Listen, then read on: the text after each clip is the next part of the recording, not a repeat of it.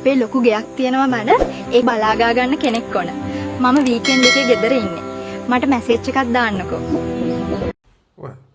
Oh my god! දරුවෙක් එක්ක තනි වෙලා ඉන්න කෙනෙක්ට ආදරය කරන්න කැමති කෙනෙක් නැද්ද? කසාද බඳින්න නම් බෑ. මොකද තාම ඩිවෝස් එක අරන් නැහැ.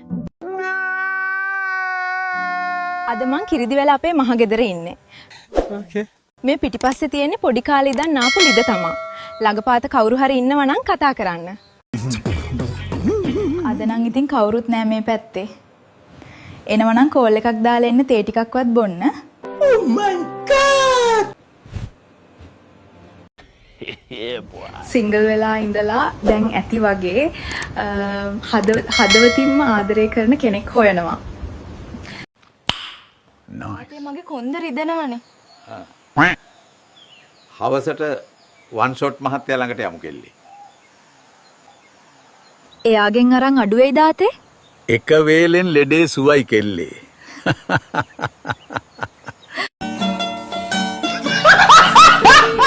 මොනවාද ඔය හැටි කල්පනා කරන්නේ?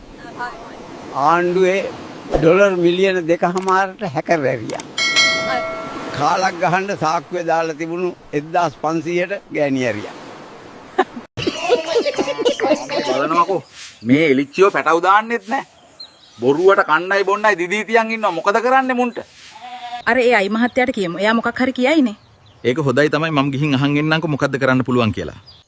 සර් ඉන්නව නේද? මම එන්නද ඇතුළට? එන්න වාඩි වෙන්න. මොකෝ ප්‍රශ්නේ? අනේ මහත්තයා මන් ළඟ එලිච්චියෝ 10ක් ඉන්නවා. උන් එකෙක්වත් පැටව දාන්නේ නැහැ. එළුවෙක් හෙව්වා ඒ හම්බුනේත් නැහැ. මොකද කරන්නේ? මට නම් එපා වෙලා තියෙන්නේ. ඔකට අපි ගාව තියෙන සුපිරි වැඩක්. ඒක කරමු. ඒ මොකද්ද මහත්තයා? අපි සිංචනය කරමු හරියටම හරියට. කවුද මහත්තයා එහෙම කරන්නේ? මම කරන්නේ එයි. එලිච්චියෝ 10ටම මහත්තයාද කරන්නේ? ඔව්.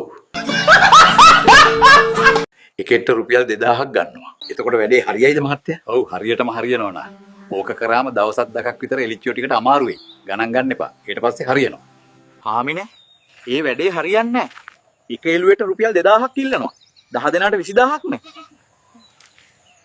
දැන් මොකද කරන්නේ අපි? මම දන්නවා කරන්න ඕන දේ. මම කරනවා. එතකොට සල්ලිත් ඉතුරුයි නේ.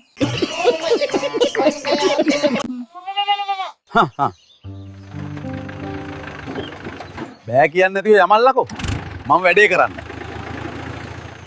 යකෝ. ඒ අයි මහත්තයා කිව්වේ දවස් දෙකක් යනකම් මුන්ට අමරු වෙයි කියලානේ හා.